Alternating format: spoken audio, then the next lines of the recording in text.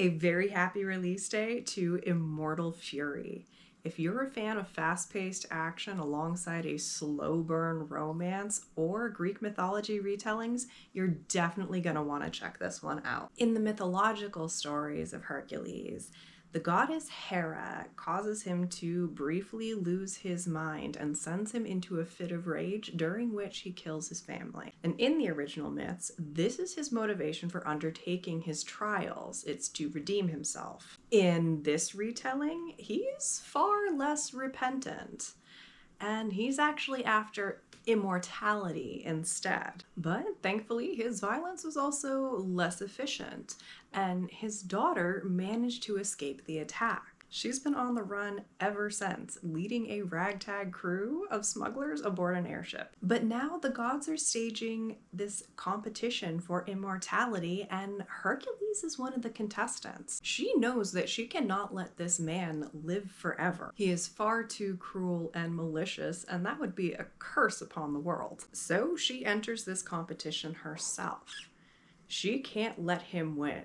If anything, Hercules must die. This one was a lot of fun. You are diving into the action from the very first paragraph, and it really doesn't slow down after that. The characters are facing these back-to-back deadly trials, and we've got short chapters and more than a handful of POVs. All combined, that makes this a very quick read for its length, and all the way through, it's going to keep you on the edge of your seat. Fellow mythology nerds are absolutely going to recognize and appreciate the author's familiarity with the original stories, even before they know her credentials. While we're not always staying true to the letter of the sources from history, we're definitely staying true to the spirit here. The author has put a new spin on a lot of stories that I think the playwrights of old would definitely have approved of. I certainly had a lot of fun with them. For all the different perspectives that we have here and how much action is actually taking place, it's really impressive how coherent of a storyline we have. Every character who's giving us their point of view has a very distinct voice, and we're able to understand a lot more complexity than I would really have expected if you had just told me about the number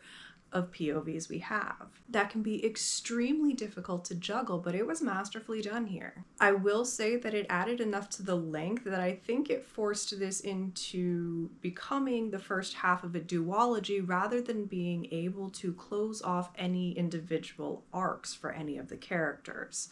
We don't have a lot of closure to any of the plots or subplots that are going on. Everything kind of cuts in the middle. It's not an emotionally devastating cliffhanger, but there is absolutely tension there, and I could see why some readers might find that unfulfilling. If you're that type of reader, you may want to wait until book 2 is out, but I would still recommend this at that point. This one was an absolutely wild ride. I am certainly looking forward to book 2 and any subsequent books in the series after that, in fact. I love this take on Greek mythology. I'm loving our main character's powers.